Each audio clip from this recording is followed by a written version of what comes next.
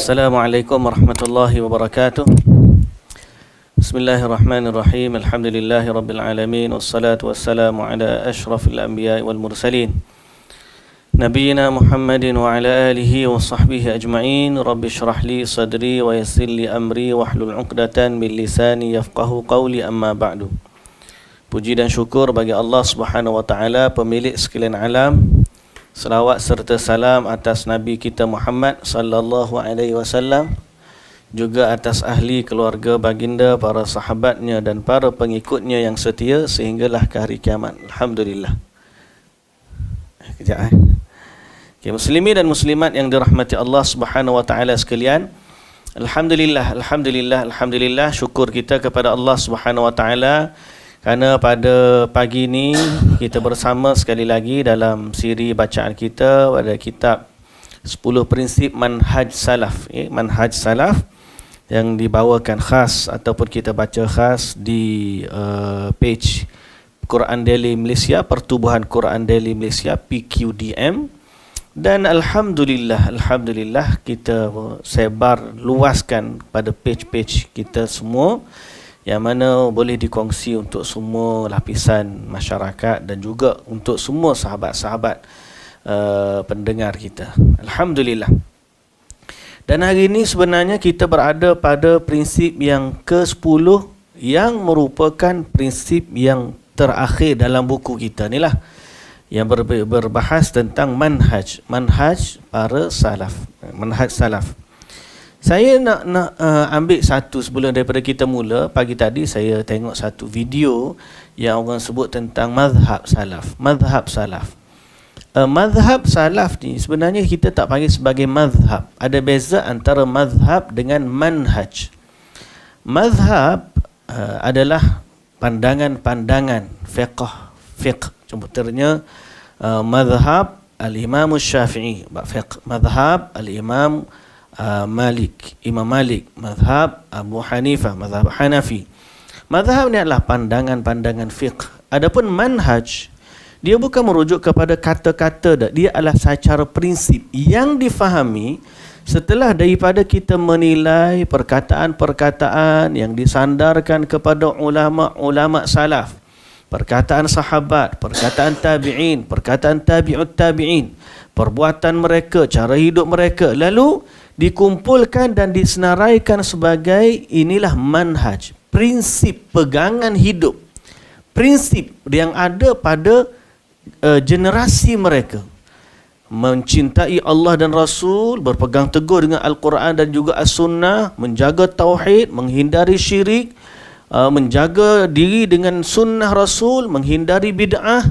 Ini semua adalah manhaj, bukan mazhab. Mazhab lain, manhaj lain.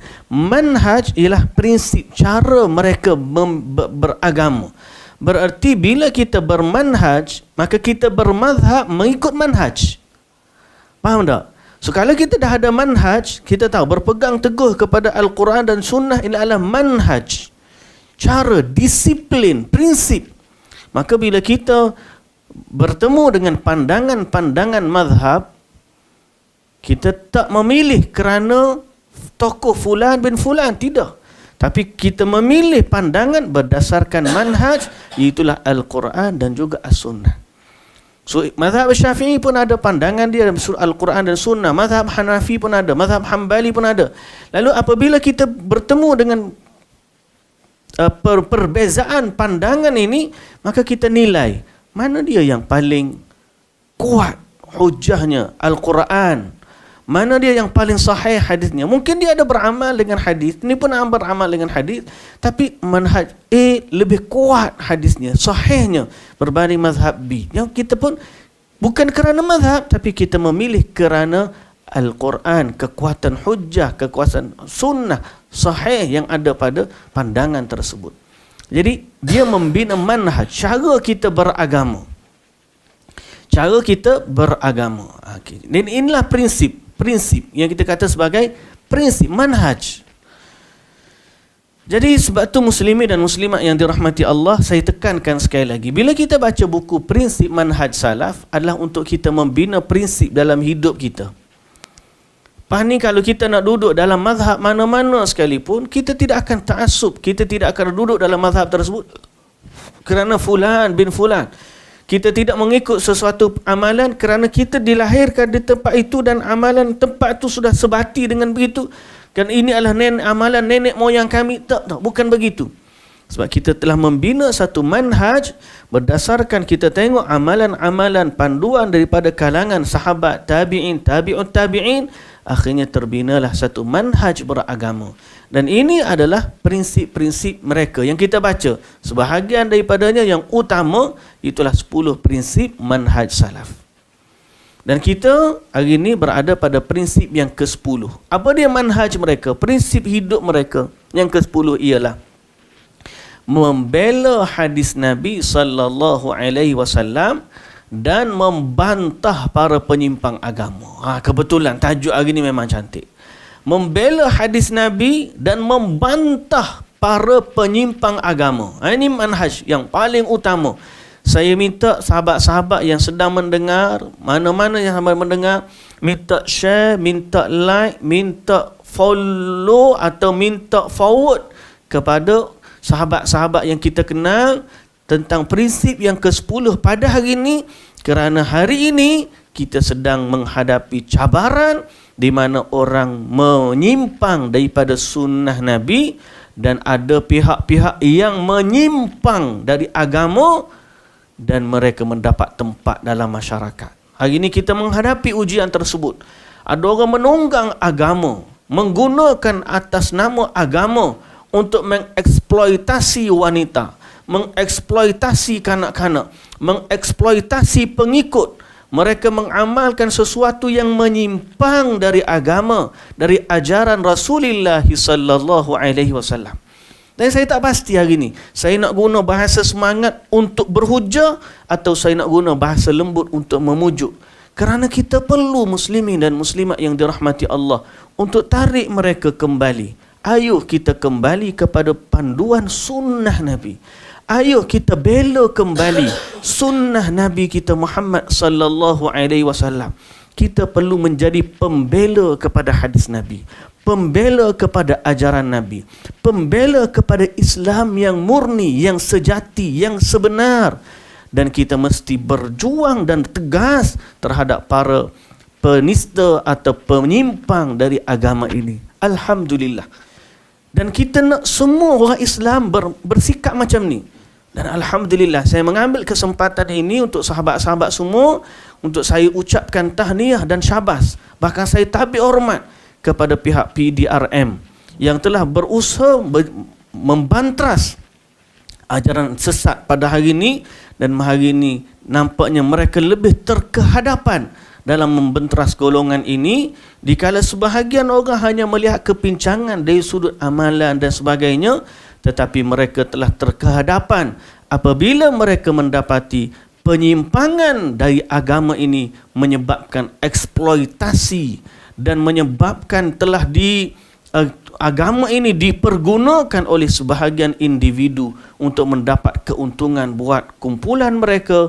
Akhirnya mereka wujud sistem perhambaan, wujudnya sistem perniagaan yang mengeksploitasi kanak-kanak, mengeksploitasi wanita, mengeksploitasi nama agama itu sendiri.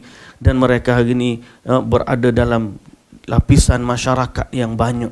Alhamdulillah, PDRM telah mengambil tindakan awal dan kita mohon agar Allah pandulah Ketua Polis Negara dan Allah pandulah semua pihak yang bersama dengan beliau dan semua jabatan-jabatan agama yang bersama dalam isu ini agar mereka diberi taufik dan hidayah oleh Allah Subhanahu Wa Taala.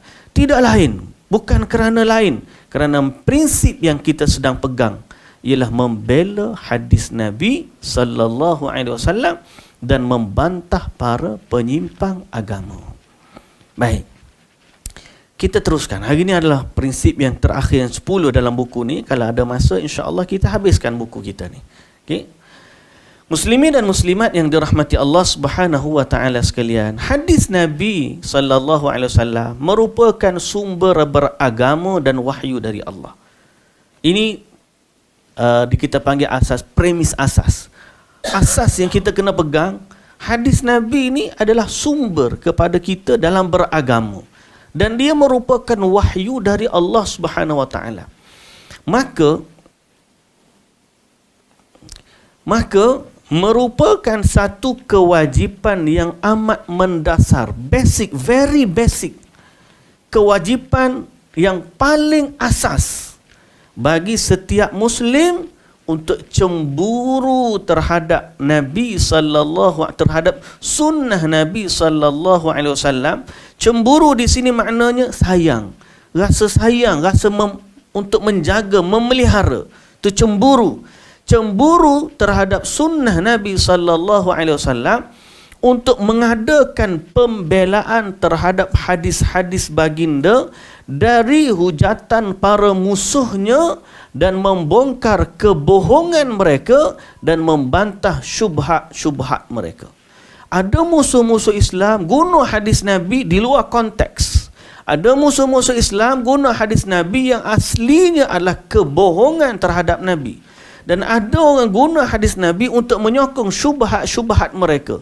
Yang Nabi SAW tidak bermaksud begitu, tapi dia telah bawa hadis itu dengan maksud macam tu. Maka ini adalah salah guna terhadap hadis Nabi. Kita orang Islam mesti ada rasa cemburu. Cemburu maksudnya tak boleh ni hadis Nabi ni. Hadis Nabi tidak digunakan untuk tujuan ini. Macam mana orang guna pakai hadis Nabi dengan tujuan yang lari daripada maksud Nabi? Dan macam mana pula ada orang menggunakan hadis Nabi dengan konon-kononnya hadis Nabi, tapi dia adalah kebohongan terhadap Nabi. Dan ada orang yang memperlekeh-lekehkan hadis Nabi hari ini. Jadi prinsip kita, manhaj kita, kita mesti mempertahankan hadis Nabi. Dan kita mesti berjuang melawan golongan-golongan yang telah menyimpang daripada agama.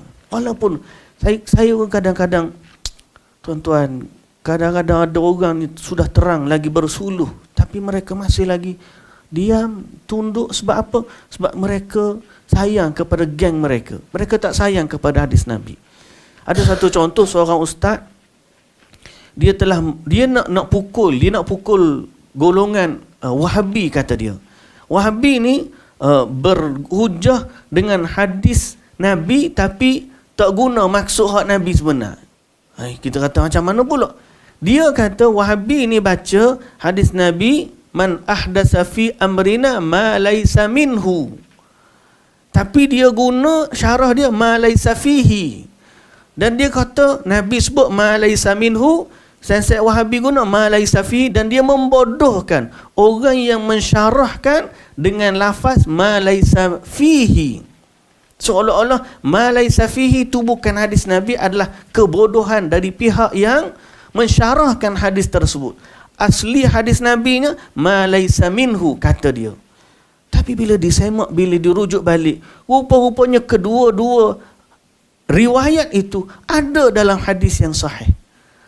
Ma laysa minhu pun hadis yang sahih, riwayat yang sahih. Ma laysa fihi pun riwayat sahih. Tapi dia telah memperbodoh-bodohkan lafaz tersebut. Setelah nyata terang lagi bersuluh, dia masih lagi tidak menundukkan dirinya kepada keinsafan. Masih lagi tidak, kita panggil apa? Menarik kenyataannya. Bagaimana ini? Muslimin dan muslimat yang dirahmati Allah, orang yang sampai ke tahap itu. Jadi apakah ini manhaj? Di mana manhaj mereka dalam beragama? Kita bukan menjaga kumpulan, tidak. Kita mesti menjaga agama, bertakwalah kepada Allah. Hari ini kita tengok amalan-amalan pelik timbul dalam masyarakat, menyimpang daripada hadis Nabi. Ada orang mengaku Imam Mahdi dan sebagainya. Maka ini mesti ditentang dalam agama kita. Kerana para sahabat dulu tidak membiarkan. Walaupun kita tahu zaman mereka muncul bermacam-macam pemikiran di zaman salaf sendiri. Ada wujudnya Khawarij, wujudnya Murji'ah, wujudnya Qadariyah, Jabariyah. Tapi para sahabat tidak diam. Mereka malah membantah golongan tersebut. Mereka malah mengajak mereka kembali kepada sunnah Nabi sallallahu alaihi wasallam. Dan mereka malah menjaga keaslian hadis Nabi sallallahu alaihi wasallam.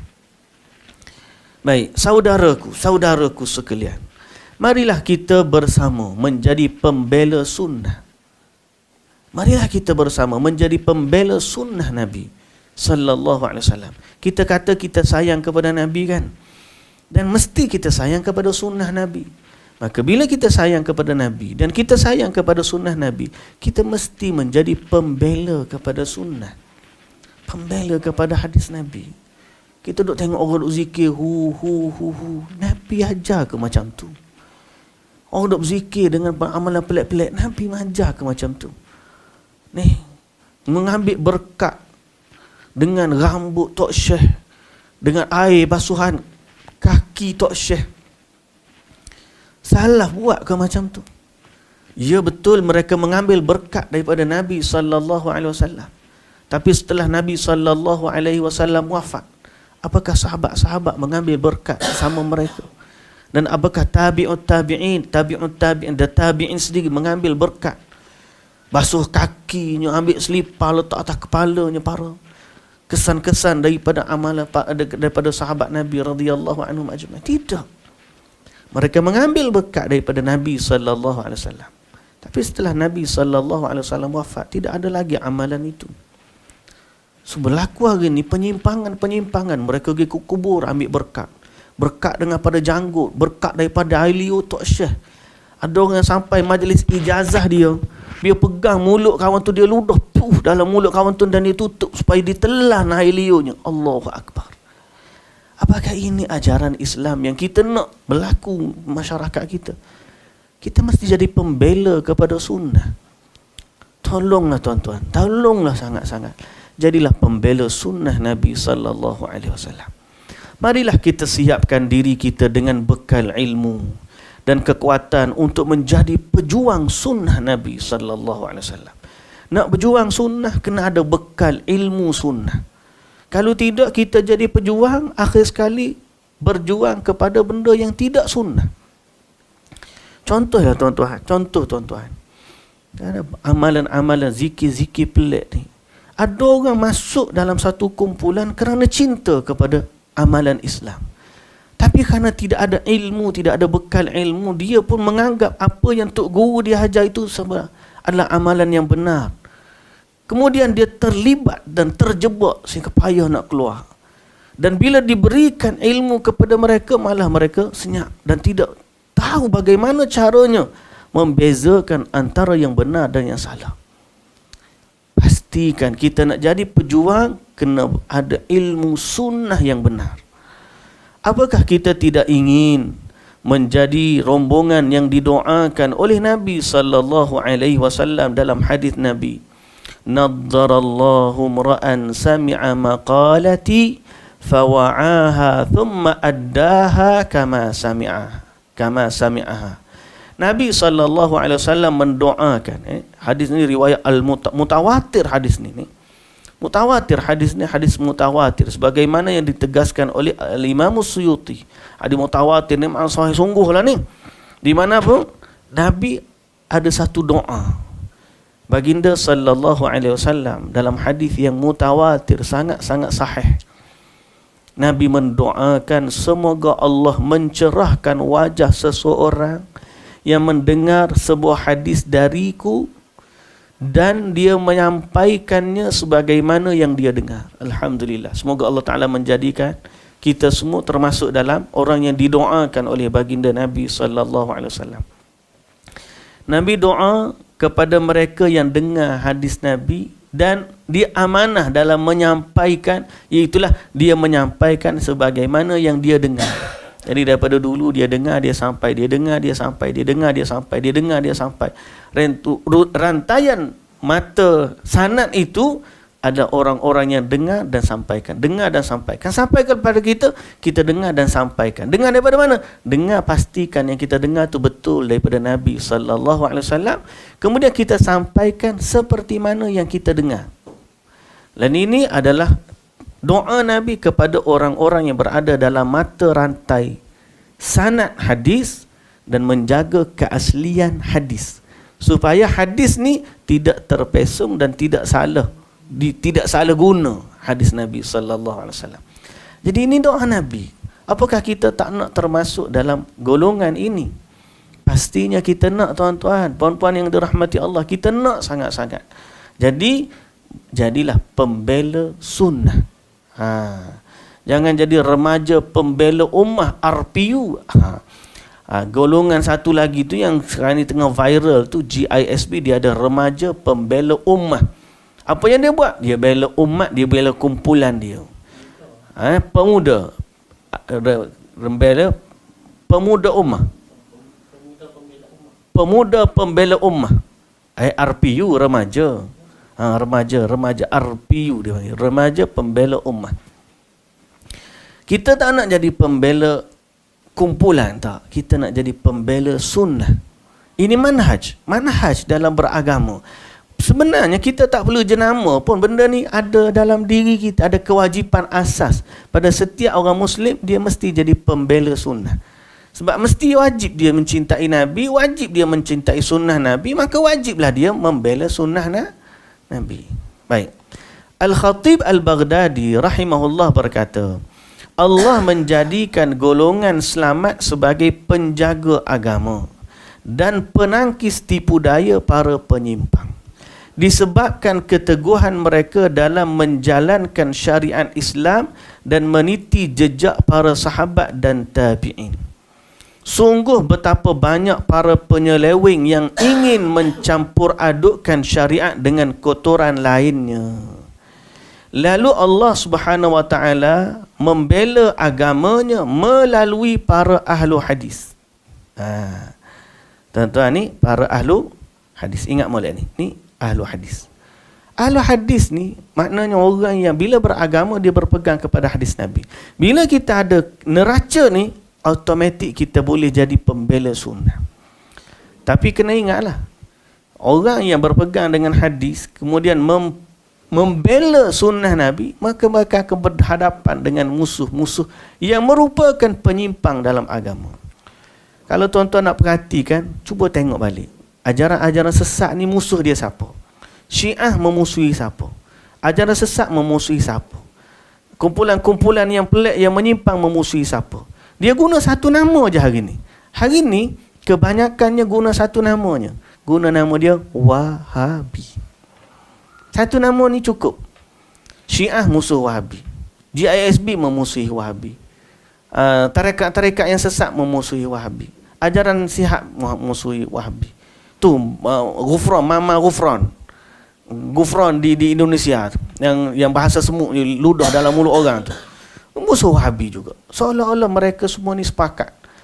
Kenapa mereka semua seolah-olah sepakat? Kerana satu je. Mereka menyimpang daripada jalan Nabi. Dan mereka memusuhi orang yang membela hadis Nabi. Siapa dia golongan yang membela hadis Nabi? Adalah orang yang mereka gelar sebagai Wahabi. Itu je.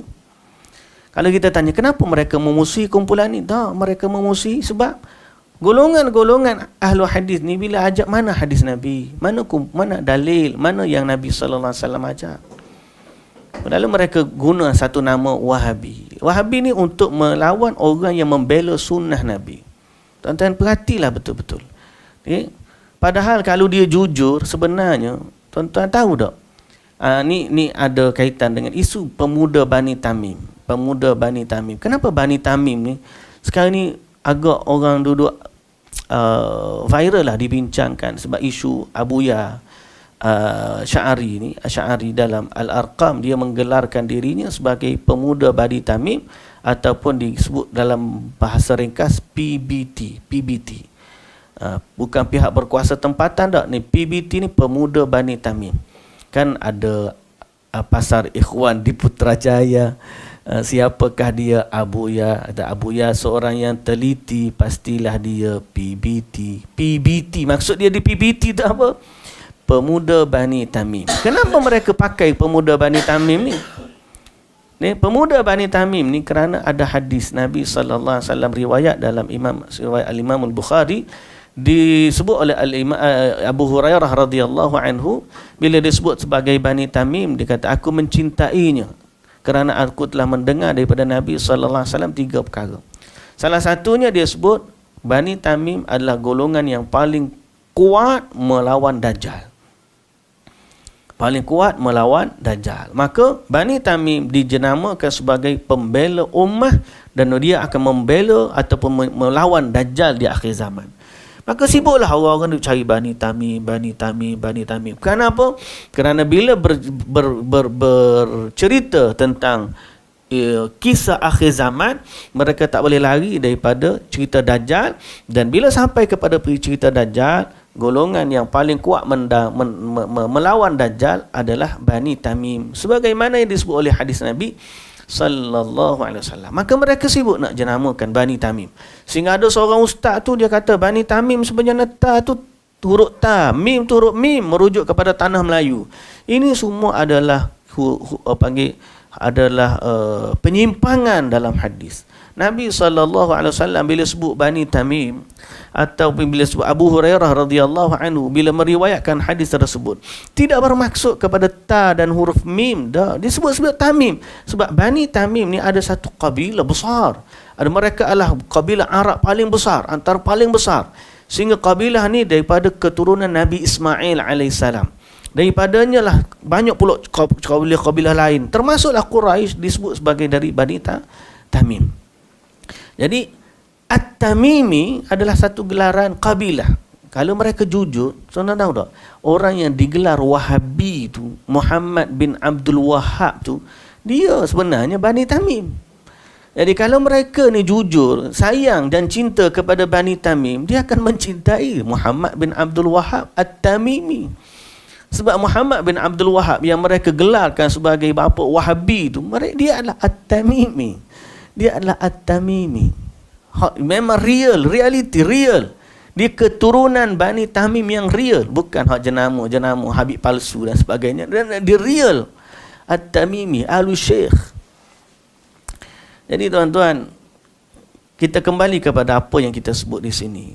Membela sunnah Nabi. Dan itulah yang dibuat oleh Muhammad bin Abdul Wahhab, dan itulah yang dibuat oleh Syekhul Islam Ibn Taymiyah, dan itulah yang dibuat oleh Al-Imam Syafi'i, itulah yang dibuat oleh Imam Ahmad bin Hanbal, dan itulah yang dibuat oleh ulama-ulama salaf. Mereka membela hadis Nabi sallallahu alaihi wasallam. Kita mesti mengikuti manhaj yang sama. Okey. Lalu Allah membela agamanya melalui para ahlu hadis yang siap membela dan menjaga pondasi-pondasi agama, makna tiang-tiang agama, asas agama. Mereka lah pasukan Allah. Ketahuilah bahawa pasukan Allah pasti beruntung ataupun menang. Siapa yang sebut ni? Al-Khatib Al-Baghdadi. Al-Khatib Al-Baghdadi menyebut bahawa ahlu hadis mereka adalah tentera Allah. Mereka adalah tentera Allah yang Allah pasti bantu.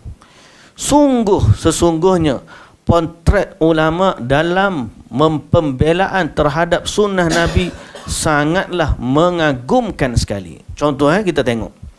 Muhammad ibnu Bundar pernah berkata kepada Imam Ahmad, "Wahai Abu Abdillah, sesungguhnya saya berat hati untuk mengatakan si fulan pendusta."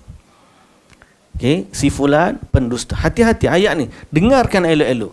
Seorang penuntut ilmu, ulama juga dia sebenarnya, Bundar ni, Ibnu Bundar, Muhammad Ibnu Bundar, dia bertanya kepada Al-Imam Ahmad rahimahullah.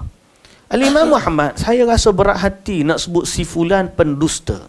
Tuan-tuan kena ingat, apa yang mereka istilahkan, dia sedang berbincang dalam satu ilmu hadis. Dalam ilmu periwayatan hadis, mereka mesti semak lelaki-lelaki yang menjadi mata rantai sanad hadis. Bila perhati seorang demi seorang, maka mereka tidak dapat lari daripada menyatakan kriteria individu tersebut. Lelaki A baik, kuat ingatan, saleh, pernah bertemu dengan orang yang sebelumnya, maka dia adalah thiqah, kuat ingatan. Mari pula yang kedua, ketiga, tiba-tiba mari seorang ini pendusta dalam agama. Bukankah kata-kata dusta terhadap seorang lelaki dan kita gelar pula dia pendusta adalah perkataan yang berat. Maka Muhammad Ibnu Bundar, dia merasakan benda tu berat. Dia kata, "Wahai Imam, saya berasa berat hati untuk panggil seseorang si fulan itu pendusta. Lantas Imam Ahmad menjawab apa? Seandainya kamu diam dan saya juga diam, lantas kapan orang yang jahil mengetahui mana yang benar, mana yang salah? Tengok. Mereka nak bela kebenaran sampai mereka sanggup untuk mengambil risiko mengatakan si fulan berdusta demi nak menyelamatkan orang awam daripada pendustaan. Kalau kita tak kata, dia tak kata, awak tak kata, saya tak kata, macam mana manusia nak tahu si fulan itu pendusta? Takkan nanya orang awam. Nanya ada orang awam. Apabila mereka, contohnya kita kata dalam isu GISB sekarang ni yang tengah viral ni, janganlah, dia tu orang menjaga ekonomi umat Islam. Contohlah ada orang kata dia tu berniaga untuk ekonomi umat Islam. Tapi kalau tak ada orang yang tampil ke hadapan untuk menyatakan kesesatan yang berlaku dalam ajaran dan amalan mereka, bukankah manusia orang jahil, orang yang tak tahu pergi duk makan kedai dia, air basuh, air janggut, air rambut, air basuhan gapo, ambil air berkat spray dekat makanan, para orang awam pergi makan. Kalau kita tak bagi tahu, siapa nak bagi tahu? Jadi sebab tu agamawan tolong sangat-sangatlah, jadilah pembela kepada sunnah Nabi sallallahu alaihi wasallam. Jangan kerana title yang ada pada kita, jangan kerana status kita yang ramai follower, kita tak nak hilang follower kita, kita tak nak hilang jawatan dan sebagainya, sehingga akhirnya kita tidak sanggup untuk menjadi pembela kepada sunnah. Kadang-kadang ada yang sudah terang lagi bersuluh, mereka masih lagi tahan takut. Tapi bila berhadapan dengan kumpulan yang mengajak kepada kebenaran, cepat-cepat je mereka menentang mereka, seolah-olah golongan ini adalah golongan yang sesat dan salah. Pada benda yang sudah jelas sesat, dia tak sungguh. Pada jelas pembela sunnah Nabi, cepat pula. Ini fitnah dalam agama. Ini fitnah. Semoga Allah Ta'ala jaga kita lah semua, muslimin dan muslimat yang dirahmati Allah Subhanahu Wa Ta'ala. Pernah ada seseorang berkata kepada Yahya ibn Ma'in, seorang ulama hadis salaf, apakah engkau tidak khawatir bila orang yang engkau kritik tersebut kelak akan menjadi musuhmu di hari kiamat? Menarik soalan dia. Kamu duk kata orang ni pendusta, orang ni penipu, orang ni gini, orang tu dhaif, orang ni lemah. Kamu tak takut ke kalau tiba-tiba orang ni dia berhujah di hadapan Allah, ya Allah, si fulan itu mengatakan aku ni pendusta, si fulan tu mengatakan aku ni begini-begini, dia mengumpat aku. Kamu tak rasa takut ke andai orang yang kamu sebut ni akan tuntut di hadapan Allah di hari akhirat? Kata Imam Ibn Ma'in, beliau menjawab, apabila mereka menjadi musuhku, maka hal itu jauh lebih ku senangi daripada Nabi sallallahu alaihi wasallam yang menjadi musuhku. Dan tatkala Nabi sallallahu alaihi wasallam bertanya kepadaku, mengapa kamu tidak membela sunnahku dari kedustaan? Tengok jawapan ulama. Yahya ibnu Ma'in rahimahullah, bila orang tanya dia, kamu tak takut ke kamu sebut si fulan pendusta, penipu, orang ni akan menuntut di hadapan Allah, akan memusuhi kamu di hari akhirat kelak. Kata Yahya ibnu Ma'in, aku tidak bimbang. Yang lebih aku bimbang ialah Nabi sallallahu alaihi wasallam memusuhiku di akhirat nanti. Tatkala aku dengar orang yang berdusta atas Nabi, aku tidak bela, Nabi yang akan memusuhi. Nabi kata, kenapa kamu tidak bela sunnahku? Jadi begini alasan kita, kenapa kita membela sunnah Nabi. Ada orang sanggup jalan berliku, berduri, biarlah orang tak puja, orang tak sanjung, dia sanggup dicaci, dia sanggup dimaki, difitnah, dikata macam-macam, hanya kerana dia nak bela satu sunnah daripada sunnah Rasulullah sallallahu alaihi wasallam. Allahu Akbar. Besarnya perjuangan ini. Ini manhaj dalam prinsip kita beragama. Maknanya semua orang Islam, tuan-tuan yang dirahmati Allah, apabila kita mendapati ada orang berdusta atas nama Nabi, kita mesti jadi pembela kepada sunnah. Walaupun orang tersebut adalah kumpulan kita sendiri, geng kita sendiri, kita mesti cinta kepada sunnah Nabi lebih daripada cinta kepada kawan atau kumpulan kita. Ini mesti kita sedar. Celak mata, sedar. Celak mata. Alhamdulillah ada beberapa orang yang Allah Ta'ala bagi hidayat kepada dia. Dia masuk dalam Al-Arqam dulu, ada yang sanggup celak mata tinggalkan Al-Arqam. Kerana dia mendapati apa yang ada dalam jemaah tersebut prinsipnya bersalahan. Ada orang yang masuk dalam tarekat-tarekat tertentu. Bila dia masuk dalam tarekat tertentu, dia tengok benda-benda bersalahan dengan sunnah Nabi. Dia sanggup keluar dan membantah amalan tersebut. Kerana mereka adalah orang yang berprinsip. Sebaliknya ada orang menggadaikan prinsip. Hanya kerana syekh dia buat, semua hak Nabi kata dia tak pakai. Bahkan dia takwil hadis-hadis Nabi. Membolehkan orang pergi doa ke kubur, membolehkan ambil berkat daripada kaki syekh, membolehkan hanya semata tok guru dia buat. Dia sanggup tolak habis apa yang Nabi sallallahu alaihi wasallam ajar. Jangan jadi orang yang prinsipnya lalang, prinsipnya hanya ketaksuban. Prinsip kita ialah mencintai sunnah Nabi, berpegang teguh dengan Quran dan sunnah, membela sunnah Nabi dan membentras para penyimpang agama.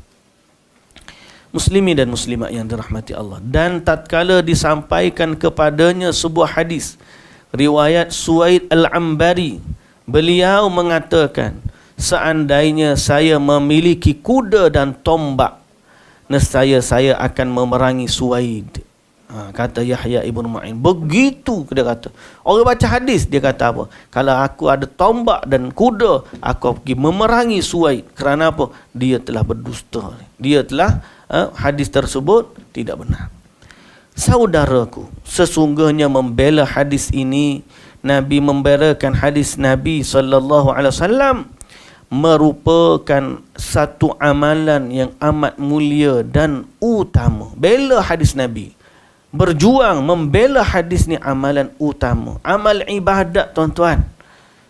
Jaga hadis Nabi ni amal ibadat, bukan duduk solat aja dah. Bukan duk berzikir je dah. Kita duk share kuliah ni, duk share hadis-hadis yang sahih, duk kata ke orang tu tak betul kerana dia betul-betul tak betul, benar-benar tak guna. Dia telah berdusta atas nama Nabi sallallahu alaihi wasallam. Dia telah menyimpang daripada ajaran Nabi sallallahu alaihi wasallam yang sebenar. Kita duk share dalam Facebook, kita duk share dalam Instagram, kita buat video pendek dalam TikTok, kita sebarkan di surau, di masjid, di tempat-tempat pengajian. Ini adalah ibadah kerana membela sunnah adalah amalan yang mulia. Membela sunnah adalah amalan utama. Oleh kerananya tidak hairan bila para ulama menilainya sebagai jihad fi sabilillah. Jihad fi sabilillah, di mana Imam Yahya bin Yahya Az-Zuhli pernah mengatakan, "Az-zabbu 'anis sunnah afdalu minal jihad." Membela sunnah lebih utama dari jihad.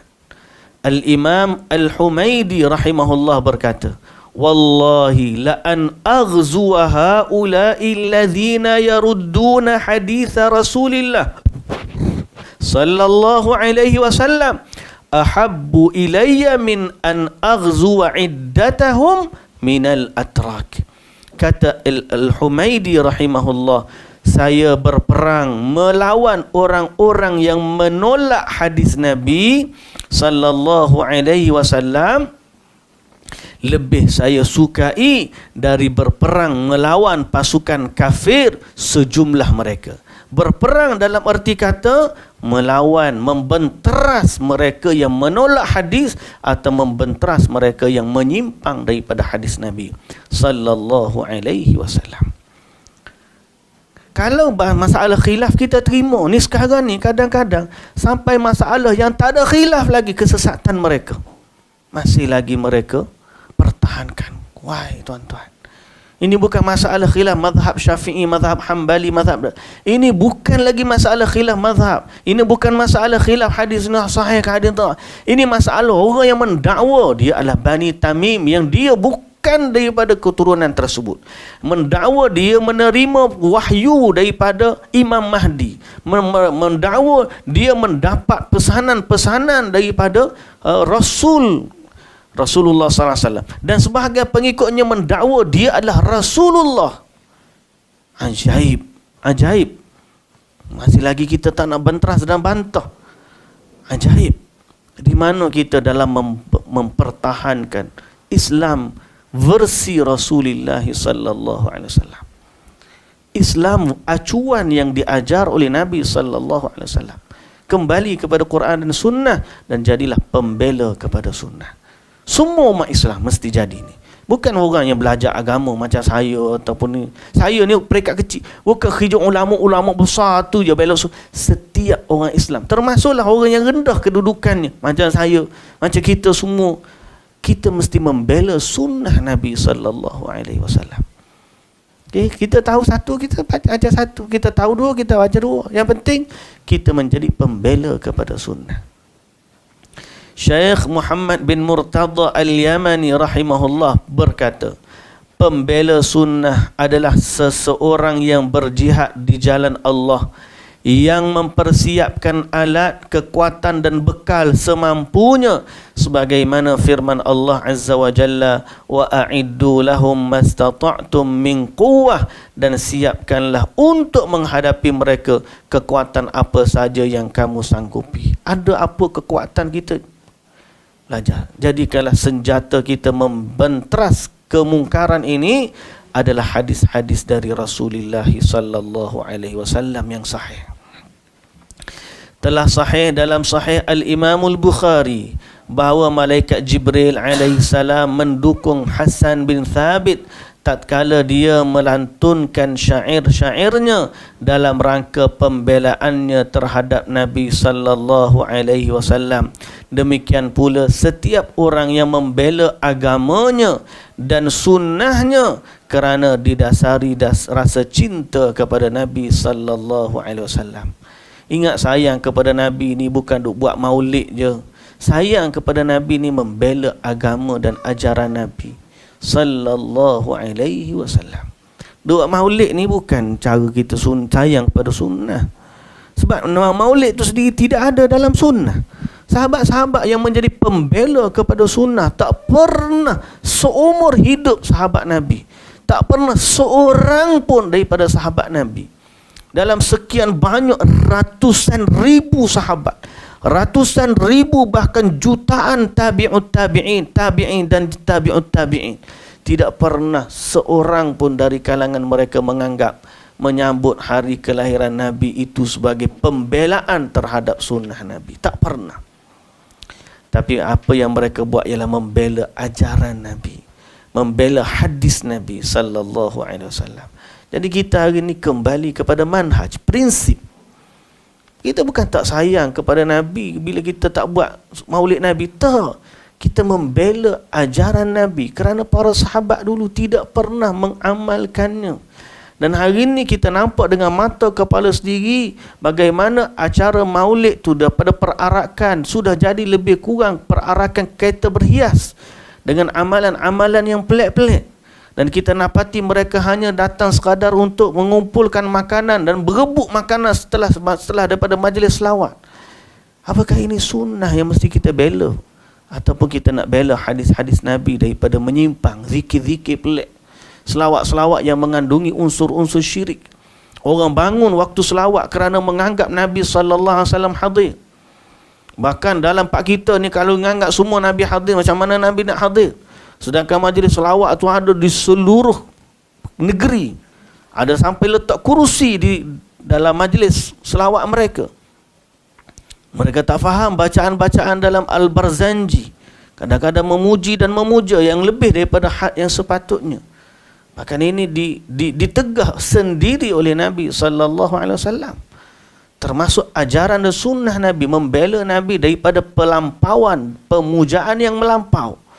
Kata Nabi sallallahu alaihi wasallam, la tatruni kama ataratin nasara al-masih ibn Maryam. Jangan kamu puja aku sebagaimana orang Nasrani memuja Isa ibn Maryam. Jadi membela Nabi daripada sikap-sikap melampau dalam memuja juga termasuk pembelaan terhadap Nabi. Kerana Nabi SAW tidak menyukainya. Marilah sama-sama kita merenung ucapan indah Imam Ibnul Qayyim Al-Jauziyah rahimahullah berikut dalam nuniyahnya. Wasda' bima qala ar-rasul wa la takhaf min qillatil ansari wal a'wani fallahu nasiru dinihi wa kitabihi wallahu kafin abdahu bi amani la takhsha min kaidil aduwi wa makrihim faqitaluhum bizzuri wal buhtani fajunudu atba'ir rasuli malaikun wa junuduhum fa'asakiru syaitani syattana bainal askaraini faman yakun mutahayyizan falyanzurul fi'atani. Tegarlah dengan ucapan Rasul dan janganlah khawatir kerana sedikitnya kawan dan teman. Allah penolong agamanya dan kitabnya. Allah menjamin keamanan bagi hambanya. Janganlah takut tipu daya musuh dan makar mereka, kerana senjata mereka hanyalah tuduhan dan kedustaan. Pasukan pengikut Rasul adalah para malaikat, adapun pasukan mereka adalah bara tentera syaitan. Alangkah jauh perbezaan antara dua pasukan tersebut. Barang siapa mundur maka hendaknya melihat dua pasukan tersebut. Jadi membela sunnah Nabi SAW, kita bersama dengan para malaikat. Kerana malaikat akan bersama dengan orang yang membela sunnah Nabi SAW. Jadi muslimin dan muslimat yang dirahmati Allah, sebaliknya orang yang menyimpang daripada jalan Nabi, mereka bersama dengan pasukan syaitan. Syaitanlah yang suka memesongkan manusia daripada jalan Nabi ni. Syaitan. Sebab tu kita mesti membela sunnah dan kita mesti membentras golongan ini. Membentras dalam erti kata menyatakan kesesatan mereka. Bukan nak pergi beruang, nak pergi perang, nak pergi angkat pedang lawan mereka. Dah. Jihad para ulama, jihad ilmu. Menyebarkan kebenaran. Menyatakan kesesatan dan kebatilan. Ini adalah jihad. Jihad dengan lisan, jihad dengan ilmu, jihad dengan pena, jihad dengan hari ni kalau siapa-siapa, para anak muda, bantu para pejuang agama, bantu para asatidzah. Mungkin para asatidzah tak banyak ilmu dari sudut teknikal. Kita boleh belajar baca kitab, tapi kita perlu kepada tenaga-tenaga pemuda yang edit video, yang boleh buat video-video pendek, yang boleh sebarkan dalam TikTok, yang boleh reach ratusan ribu follower. Bahkan ada orang yang mungkin jutaan follower. Dia buat satu status, dia boleh reach kepada mereka dengan satu post. Bantulah sunnah Nabi SAW. Keutamaan kita dalam agama di zaman ini, termasuk manhaj yang kita kena jaga, ialah membela sunnah Nabi SAW. Muslimin dan muslimat yang dirahmati Allah Subhanahu wa taala, membela sunnah satu hal, membantah para penyimpang agama pula satu hal yang lain. Maknanya setelah kita tahu ni sunnah Nabi, sunnah Nabi, kita berjuang, tiba-tiba kita bertembung dengan orang-orang yang mana setelah kita tengok sunnah Nabi ni macam ni, dia pula macam ni. Nabi ke kanan, dia ke kiri. Golongan hak kepala dia ni wayar dia putus. Dia kata apa? Kita ikut hak kanan sebab kita ikut Tok Guru. Nabi ke kanan, Tok Guru ke kiri. Kita ikut Tok Guru sebab Tok Guru lebih kenal Nabi daripada kita. Ni wayar dia putus. Wayar dia putus. Macam mana seorang yang berakal, berstatus, orang panggil dia ustaz, boleh menyatakan ayat tu keluar daripada mulut dia? Orang ni jelas-jelas menyimpang daripada sunnah Nabi sallallahu alaihi wasallam. Dia suruh orang ikut manusia, jangan ikut Nabi sebab orang ni lebih kenal dia. Kita berbicara masalah ni, Nabi sallallahu alaihi wasallam dah jelas-jelas dah ni. Nabi ajar buat macam ni, Nabi ajar buat macam ni. Jangan kerana kita ni, Allahu akbar. Kadang-kadang tuan-tuan, saya tertarik dengan satu hujah yang kadang-kadang syubhah ni. Syubhah ni macam mana? Dia kata benda ada asalnya dalam agama, kita boleh je buat. Nah, zikir-zikir tu semua Nabi juga. Selawat-selawatkan Nabi yang suruh selawat. Dia begini tuan-tuan. Agama ni dia bukan dengan logik kita. Agama ni dia mesti datang dengan package sunnah.